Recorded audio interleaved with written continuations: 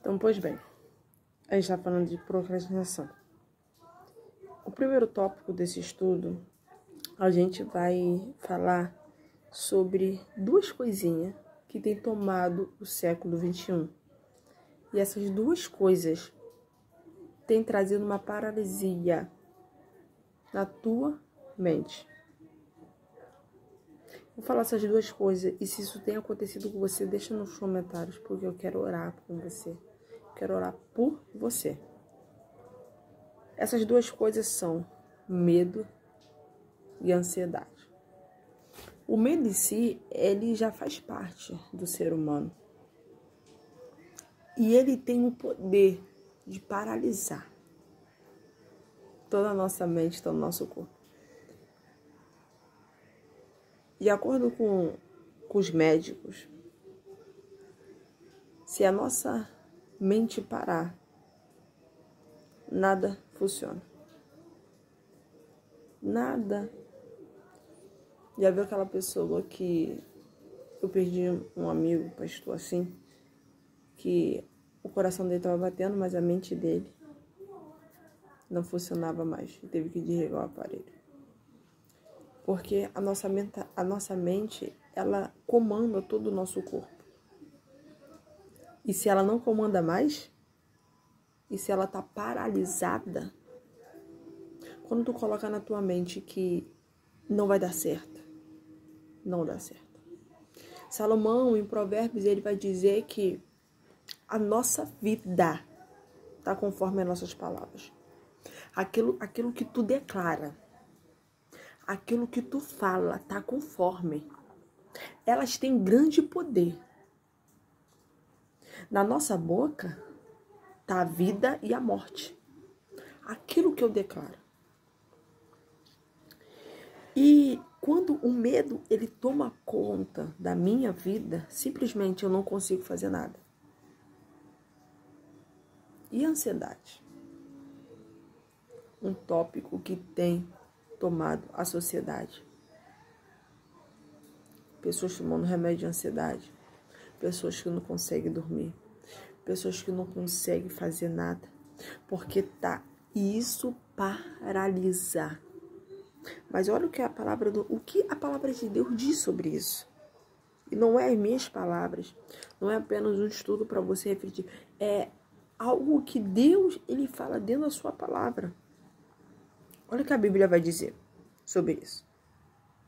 Não seja ansioso por coisa alguma. Filipenses.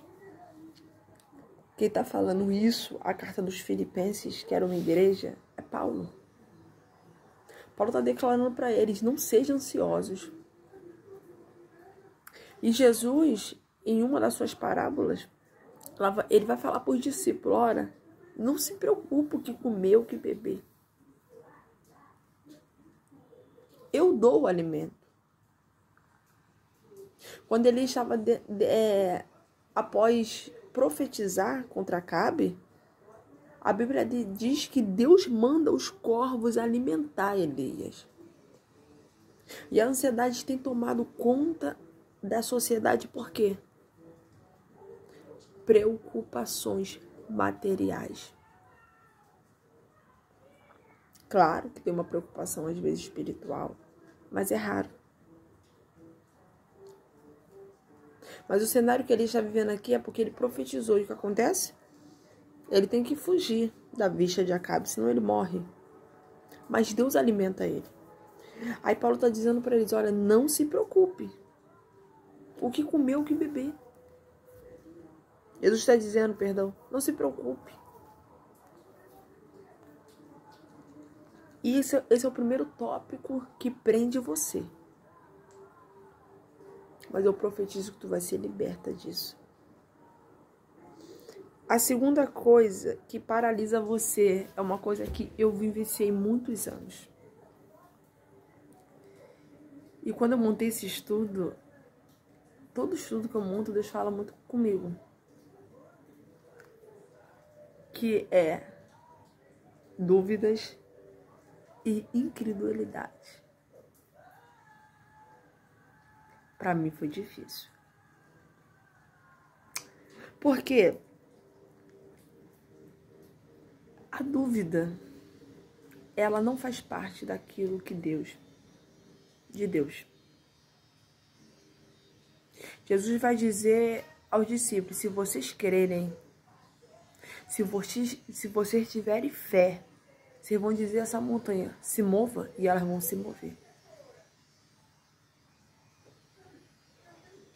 A Bíblia diz que a fé é o firme fundamento das coisas que eu não vejo, mas eu espero. Eu acredito. E quando entra a dúvida, Deus, ele não opera. Talvez tu tá incrédula em alguma situação. Isso tem paralisado você. Porque isso tem poder também de paralisar você. A dúvida e a incredulidade. E Lucas, ele vai declarar que aquele homem vai falar, Senhor, me ajuda. Eu não sei incrédulo. Então, o primeiro ponto aqui que Deus ele quer falar para você é sobre você confessar a Deus aquilo que tem atrapalhado a tua fé.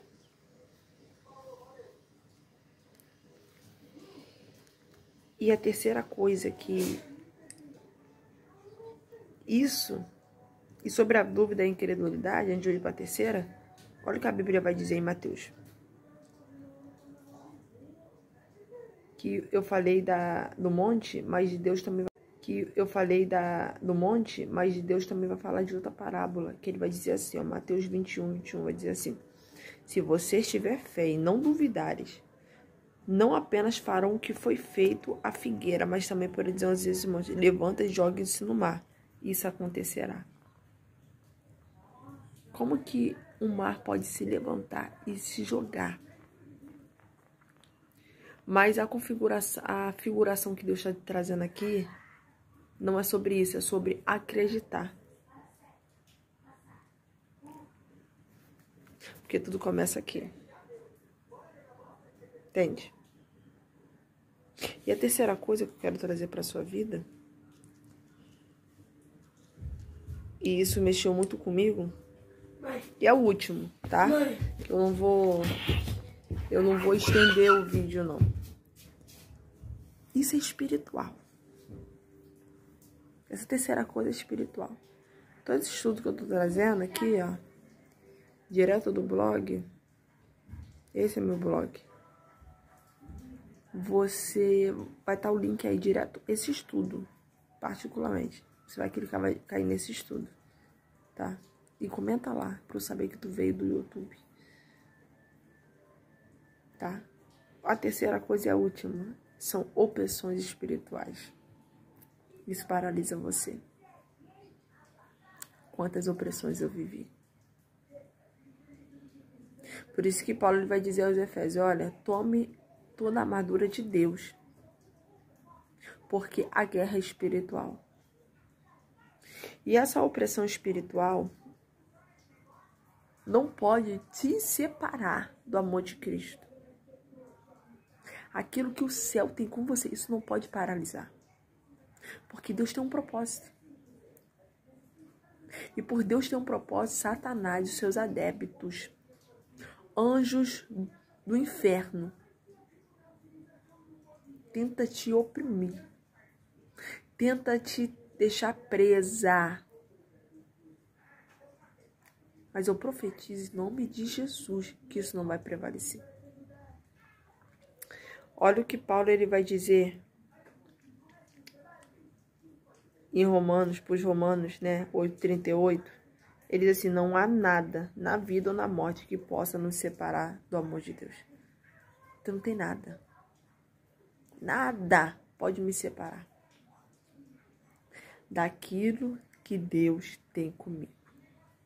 Ele declara que nem a morte.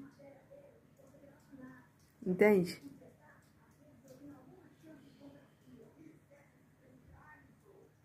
Então hoje, eu quero te dizer, muda a tua mentalidade. Romanos 12:12. Muda a tua mentalidade. Talvez essa paralisia mental tenha vindo por quê? Tu tá presa aqui. E se Satanás prender isso aqui e descer pra cá, Deus não vai poder fazer nada. Porque existem cadeias que você tem que quebrar. Existem cadeias que só você pode. Não tem nada a ver com Deus. Tá? Que Deus, ele te abençoe.